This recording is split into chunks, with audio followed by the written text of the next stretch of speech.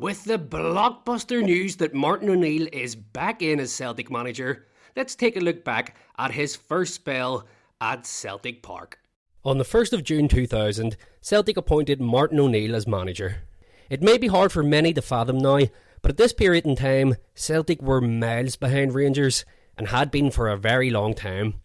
This was a sliding doors moment for the club. O'Neill's appointment would either see Celtic finally begin to close the gap on their rivals, or if it backfired, the media perception at the time was that Rangers would be on a path to leave Celtic behind, maybe for good. In the time since, it has consistently been Celtic enjoying near total dominance over the other side of Glasgow, and in many ways, this is all thanks to Martin O'Neill. Heading into the 2000-2001 season, Rangers had just won their 11th Scottish League title in 12 years. After Celtic had stopped the Ibrox side from completing 10 in a row in 1998, things went back to how they'd been for the previous 9 years, and after a particularly horrendous season with John Barnes and Kenny Dalglish at the helm, the gap seemed bigger than ever. The Hoops finished the 99-2000 season 21 points adrift of the rivals, and the talk at the time was of Rangers focusing on pushing on and progressing in Europe, as the league title was pretty much always assured. Heading into the new campaign, Italian football journalist Gabriele Marcotti stated, "You can pencil in Glasgow Rangers to win its 12th title in 13 years.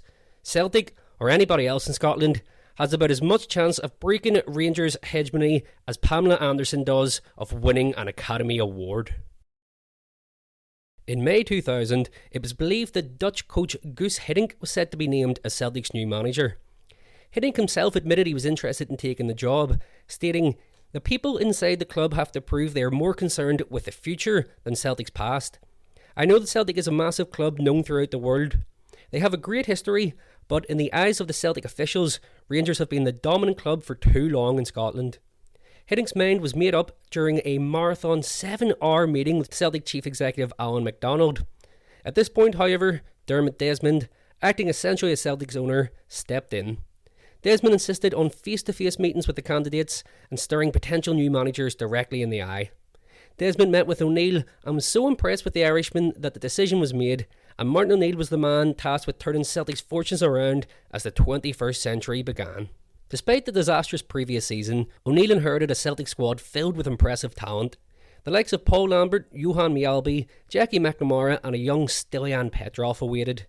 Lubomir Moravcik, though now 35 years old, was a special talent.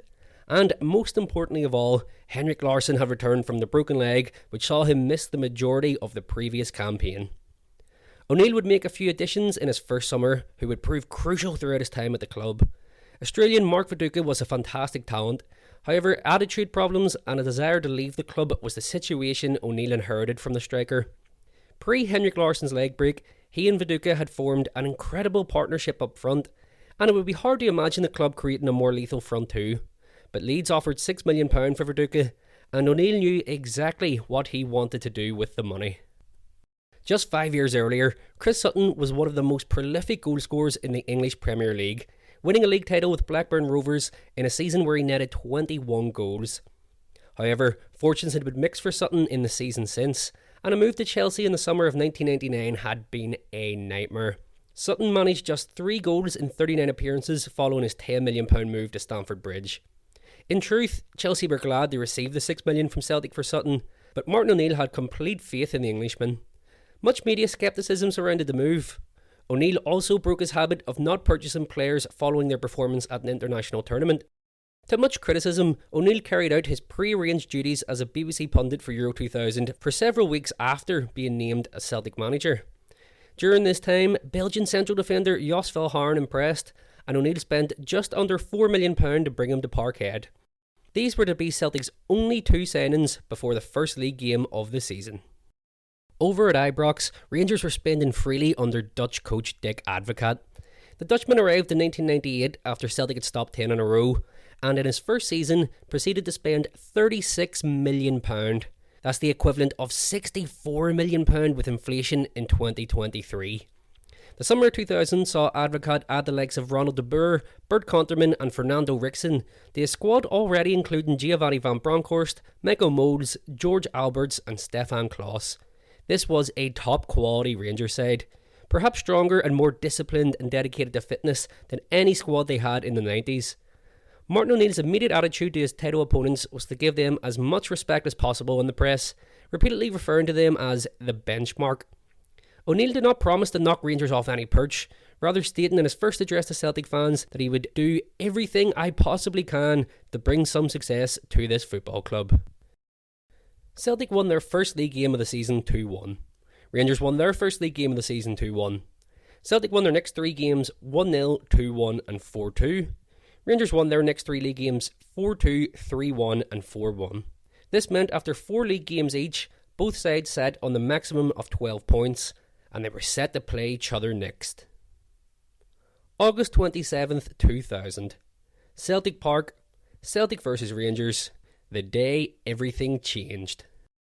From Martin O'Neill's appointment as manager on June 1st, 2000, everything seemed to be leading to this game.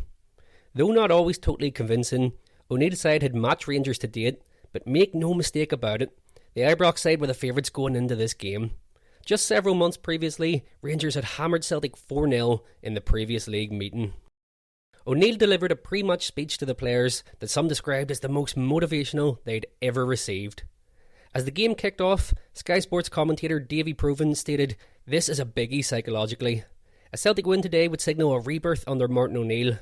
A Rangers victory would let them claim the psychological ground, and they've really had Celtic in a psychological armlock over the last decade." Within 11 minutes, that armlock was broken for good. 50 seconds into the game, new signing Chris Sutton put Celtic 1-0 up. A reinvigorated Petrov made it 2-0 after 8 minutes, before Paul Lambert put Celtic 3-0 up on the 11-minute mark. Rangers were shell-shocked. Celtic Park was in ecstasy. Over the past decade, Celtic did land occasional victories over Rangers. This felt different. This wasn't just starting a game well, it was a demolition of the previous decade. After half-time, Henrik Larsson scored one of the greatest goals in Celtic's history.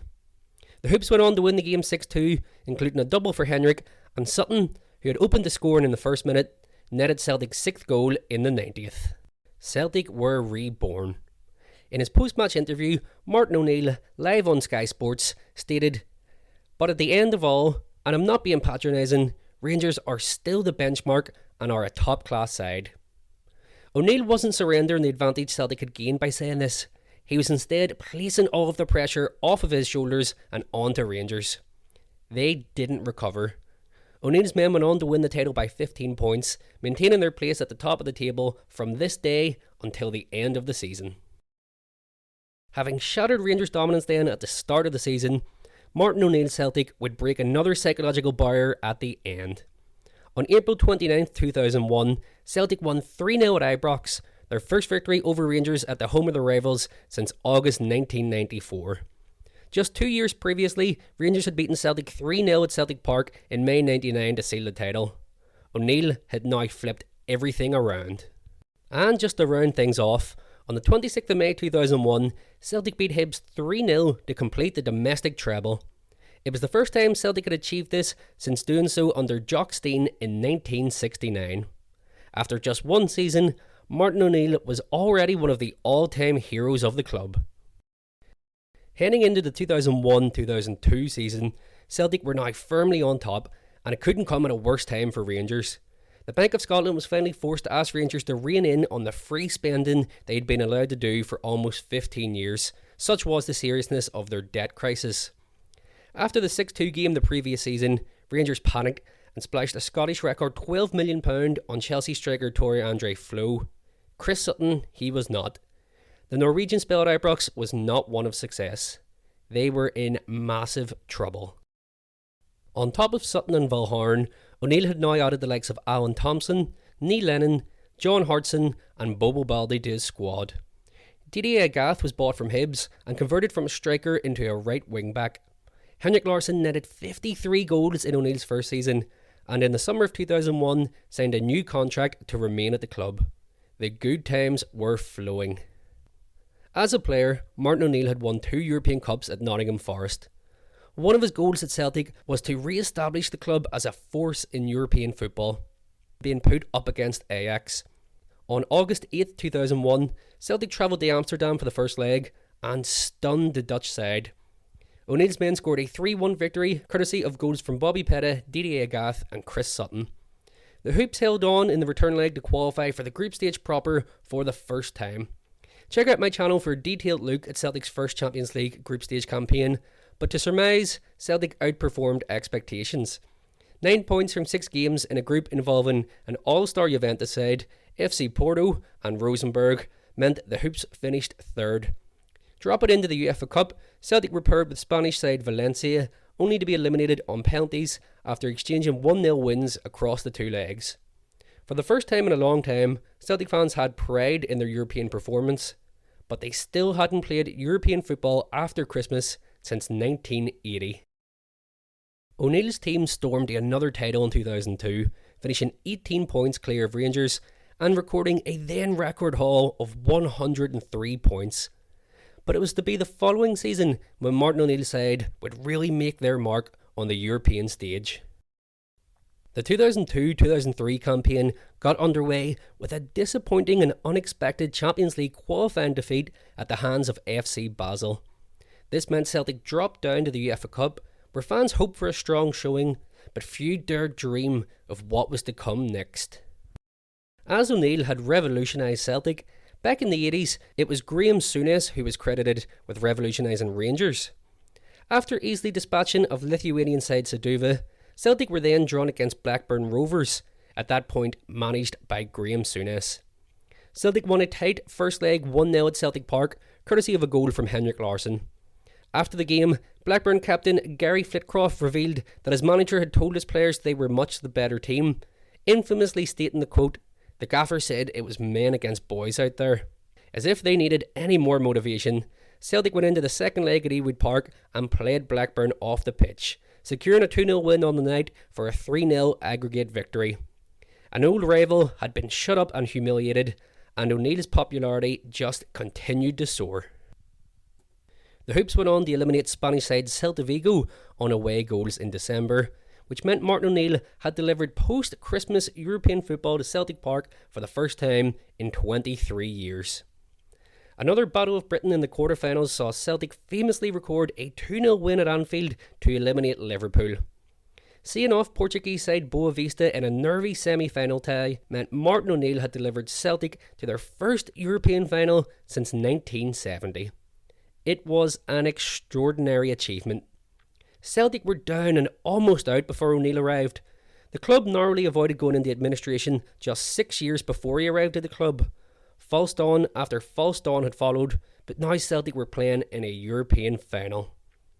Celtic went on to lose the match 3-2 after extra time to Jose Mourinho's Porto. It was heartbreaking for the fans and O'Neill equally, but the turnaround was amazing. The heartbreak was surrounded by an enormous sense of pride. Martin O'Neill had completely reinvigorated the club. The story continues after this.